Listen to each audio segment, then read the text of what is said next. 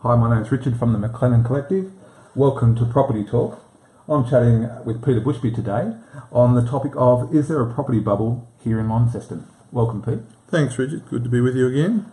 So what are your thoughts on this very topical subject? Well, I think just to answer the question, first of all, I don't think we're really in a position where we're in a bubble, and so there's no risk of it bursting. I would say that from the outset.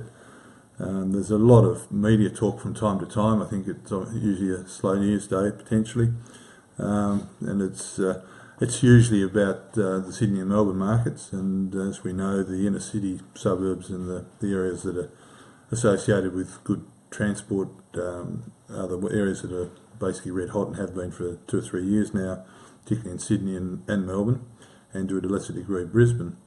And so the demand there is vastly outstripping supply, and there's strong competition and prices are forced up.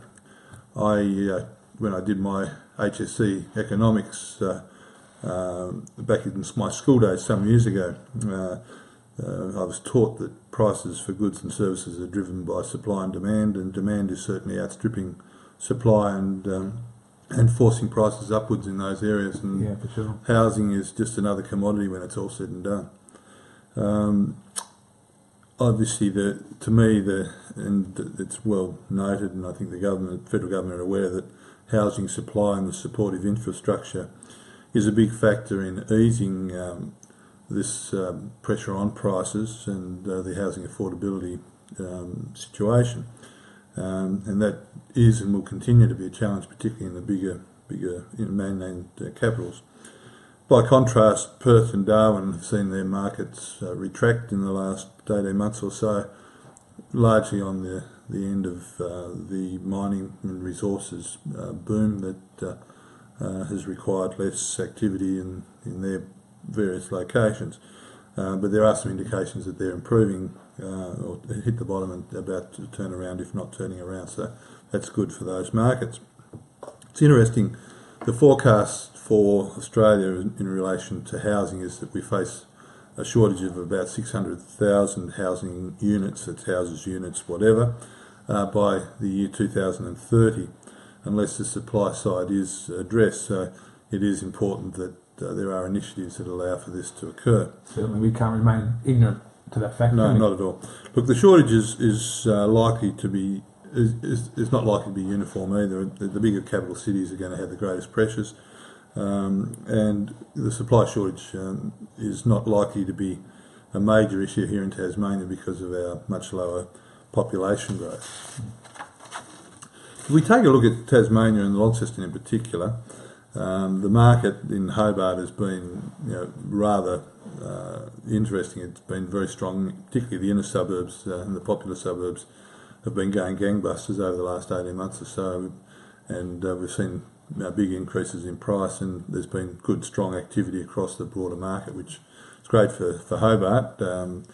In terms of Launceston in the north, we've seen some improvement in sale volumes, but they have come off a low base, and prices, it's very interesting, are really only just starting to get back to where the market was at the last high, which was 2011, the latter part of 2011. The market went sour. That's interesting. If I can just interrupt you there, Peter. Do you think it's mainland investors who are looking at the market in Tasmania and going? It's interesting. Mainland investors always form a fairly strong component of what's happening here in Tasmania. It just goes up and down depending on the state of the state. And I think Tassie's sort of feeling a lot better about itself. I think with stable government and the balancing of the books, and just we're not seen as the basket case financially that we have been regarded at times. Tassie's seen as a pretty good place to invest these days, with good high rents, strong demand for rents, and reasonably good returns by national standards in terms of properties, and the entry point for the properties is a lot lower as well. So exactly, and the returns quite good, isn't it? Yeah, it is. Look, if I could just refer to a publication that was in the Mercury recently, I think only this last week, basically called Sold on Tasmania, and that sort of probably gives an interesting insight into what's been happening. They looked at a number of suburbs around Tasmania, particularly I was interested in the ones in Launceston, and I picked out 4 just to give you a snapshot of what's happening in the market. In East Launceston, which is obviously one of the premium suburbs here in Launceston, the average sale price for the last quarter was 437,500 for houses and units 264.5. While capital growth, this is the interesting one, was actually down 0.6% for the last quarter, but up 12.5% for the year. And despite this, it was still 8.5% less than 5%. Than 5 years ago. So that's showing that we're not quite back to where we were. The median price for houses at Kings Meadows, which is obviously southern suburb and a very popular one as well, but more affordable. The average house price 246,000 and units 201,250, a bit of a tongue twister, with capital growth up 2.9% for the last 3 months, up 5.8% for the past year, but 1.6% down on the peak of 5 years ago. So just getting there. Yes. Newstead, one of the better performing suburbs, with the house median at 328.5 and units at 182.5. Now, I make the comment there's a couple of new subdivisions at Newstead. There's been a fair bit of activity in those, so they would have pushed up the houses. As far as units go, there are a lot of older, original style type units in Newstead, and not a lot of newer ones in between, until the ones that are being built at the moment. But they're 182,500, quite low by Launceston standards.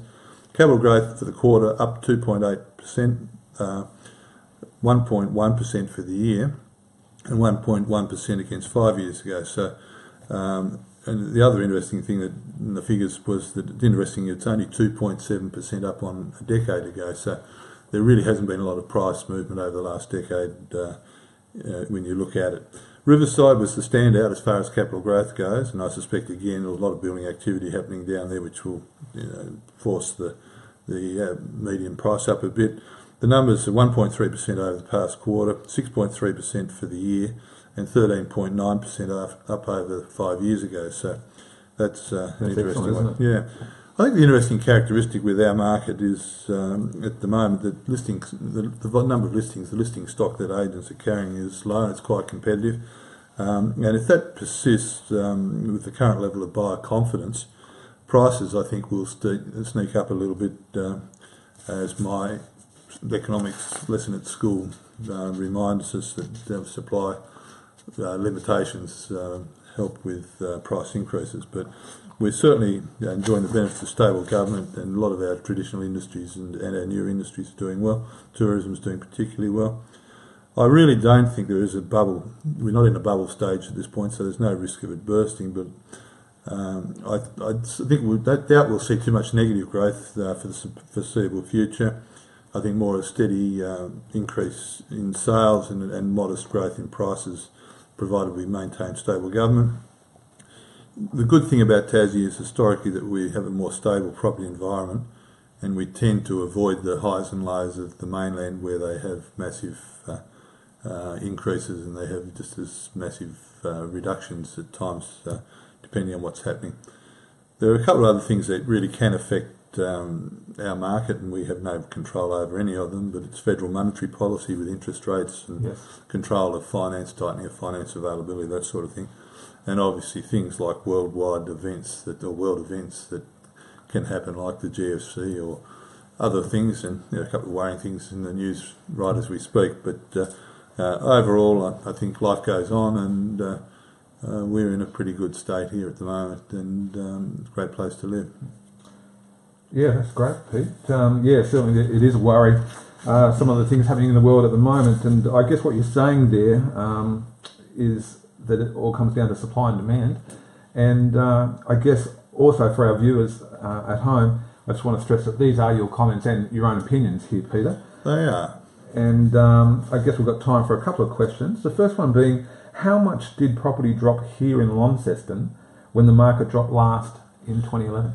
Yeah, look, it's interesting. In 2011, it was almost, you draw a line in the calendar as far as when the market went sour. It was 2011, I think, later part about September, and it was coincided very much with the demise of guns in the north. And when you take a major employer and industry out of the equation, I think it was the numbers we talked about, at least $500 million out of the local economy, it had an effect, and we were probably harder hit than most, or certainly the south of the state.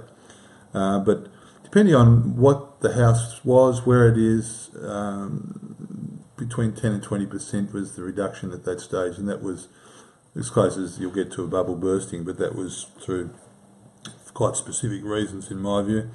We are starting to get back to that number as far as I've said, with the price levels, and hopefully demand will continue. Excellent. I think they do say slow growth is good growth. Yeah, it's safer. As a second question here, as a potential home purchaser with a mortgage, how do you avoid risk if interest rates increase dramatically and there is a bubble burst or downturn in prices?